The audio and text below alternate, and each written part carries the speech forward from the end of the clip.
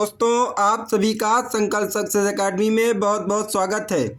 UP triple SC पेट exam में सामान्य विज्ञान के सीधे सीधे प्रश्न 4 से 5 नंबर के आते हैं। उन्हीं को हम पढ़ने वाले हैं। कोई भी प्रश्न को छोड़ना नहीं, क्योंकि सीधे सीधे प्रश्न यहीं से बनने वाले हैं।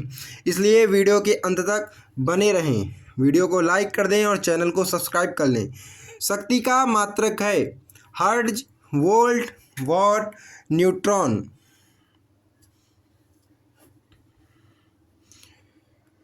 इस प्रश्न का सही उत्तर होगा विकल्प सी, वॉट। अगला प्रश्न है, एटम में न्यूट्रॉन की खोज किसने की? J Thomson, Chadwick, Rutherford, neutron. इस प्रश्न का सही उत्तर होगा विकल्प बी, चैडविक। अगला प्रश्न है, विद्युत शक्ति की इकाई है एम्पियर, वोल्ट, वॉट, कूलाम।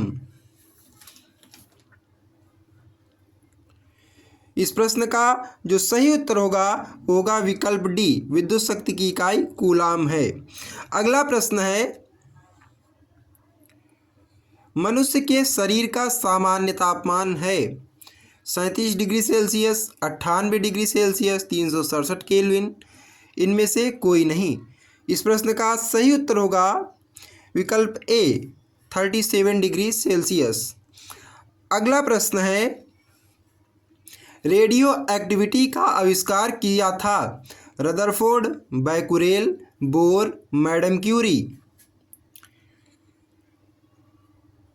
दोस्तों, इस प्रश्न का जो सही उत्तर होगा विकल्प बी, बैकुरेल। अगला प्रश्न है, एक स्वस्थ मनुष्य एक दिन में निम्नलिखित मात्रा में पेशाब करता है 1.5 लीटर, 3.0 लीटर, 6.0 लीटर, उपर्युक्त में से सभी। इस प्रश्न का सही उत्तर होगा विकल्प ए, 1.5 लीटर। अगला प्रश्न है, डायलिसिस किससे संबंधित है? यकृत, वृक्क, आंखें, मस्तिष्क।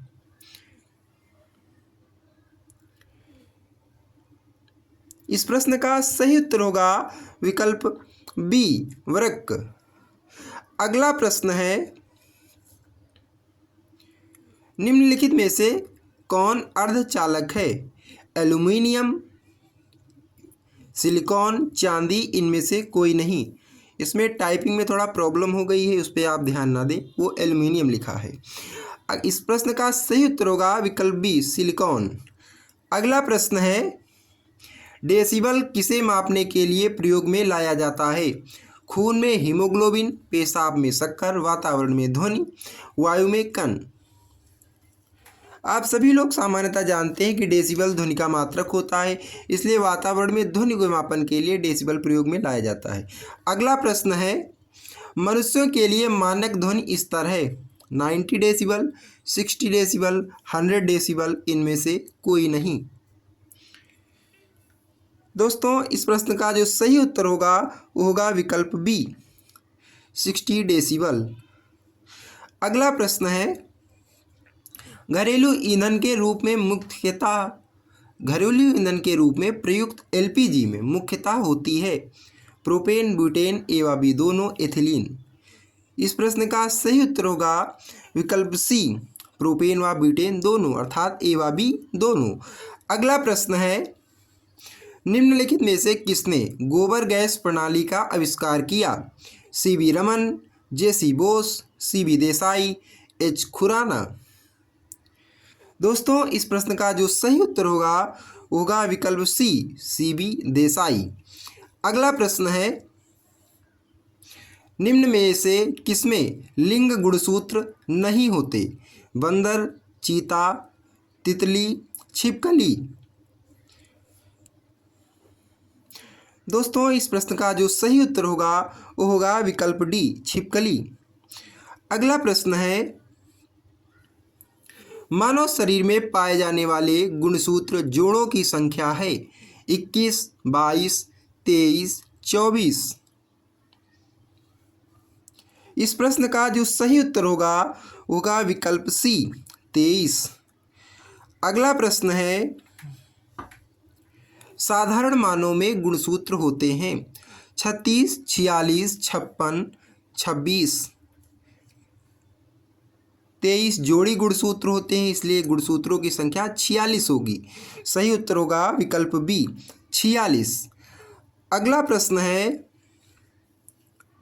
सौर ऊर्जा एटीपी में बदलती है? माइटोकॉन्ड्रिया में, क्लोरोप्लास्ट में, राइबोसोम में, परऑक्सीसोम में। इस प्रश्न का जो सही उत्तर होगा विकल्प बी क्लोरोप्लास्ट में। अगला प्रश्न है, एक कठोर परिश्रम करने वाले पुरुष को कितनी दैनिक ऊर्जा की आवश्यकता होती है? 3000 kilo calorie, 2700 kilo calorie, 4000 kilo calorie, 6000 kilo calorie. सही उत्तर होगा विकल्प सी 4000 किलो कैलोरी। अगला प्रश्न है, लंबे समय की कसरत का मुख्य ईंधन क्या होता है? वसा, प्रोटीन, कार्बोहाइड्रेट, इनमें से कोई नहीं। इस प्रश्न का जो सही उत्तर होगा वो विकल्प सी कार्बोहाइड्रेट। अगला प्रश्न है, एक गिलास पानी से कितनी कैलोरी मिलती है? 0, 20, 28, 44। इस प्रश्न का जो सही उत्तर होगा वो होगा विकल्प ए 0। एक गिलास पानी से 0 कैलोरी हमें मिलती है। अगला प्रश्न है, दूध विद्यमान सैकेराइड है? Sucrose, lactose, maltose, cellobiose. इस प्रश्न का जो सही उत्तर होगा वो विकल्प बी लैक्टोज सैकेराइड होती है। अगला प्रश्न है, क्लोरोफिल में पाया जाता है? लोहा, तांबा, मैग्नीशियम, मैग्नीज। इस प्रश्न का जो सही उत्तर होगा वो होगा विकल्प सी मैग्नीशियम। अगला प्रश्न है, अफीम किस श्रेणी की दवा के अंतर्गत आता है? अवसादकारी, उत्तेजक, विभ्रांतिकारक, उपरोक्त में से कोई नहीं। इस प्रश्न का जो सही उत्तर होगा वो होगा विकल्प ए अवसादकारी। अगला प्रश्न है, तुलसी के पौधे का औषधीय महत्व निम्नांकित की उपस्थिति के कारण है?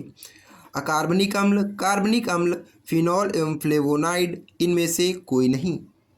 इस प्रश्न का सही उत्तर होगा विकल्प सी फिनॉल एवं फ्लेवोनाइड। अगला प्रश्न है, निम्नलिखित में से कौन सा रोग प्रोटोजोआ द्वारा होता है? हैजा, डिफ्थीरिया, निमोनिया, मलेरिया। सही उत्तर होगा विकल्प डी प्रोटोजोआ द्वारा मलेरिया रोग होता है। अगला प्रश्न है, अबिंदुकता एक बीमारी है? कानों की, आँखों की, नाक की, गले की। इस प्रश्न का जो सही उत्तर होगा वो होगा विकल्प बी अबिंदुकता एक आँखों की बीमारी है। अगला प्रश्न है, दोस्तों, निकट दृष्टि दोष को ठीक किया जाता है? 4 विकल्प हैं। इन प्रश्नों में इस प्रश्न का जो सही उत्तर है उसे आपको कमेंट बॉक्स में कमेंट करके बताना है। दोस्तों, आप सभी ने जितने भी प्रश्नों के सही उत्तर दिए हों उन्हें कमेंट करके अवश्य बताएं कि आपका स्कोर कितना रहा। डिस्क्रिप्शन बॉक्स में UP SSSC PET exam previous year solve question papers की वीडियोज़ का लिंक दे दिया गया है। आप वहां से जाकर उन वीडियोज़ को देख सकते हैं और अपनी तैयारी को मजबूत कर सकते हैं। हमारे चैनल संकल्प सक्सेस एकेडमी को सब्सक्राइब करना ना भूलें, वीडियो को लाइक कर दें और अपने दोस्तों और व्हाट्सएप ग्रुप में शेयर कर दें, जिससे कि सभी लोगों को इस वीडियो का फ़ायदा मिल सके। आप सभी का चैनल से जुड़ने के लिए बहुत बहुत धन्यवाद।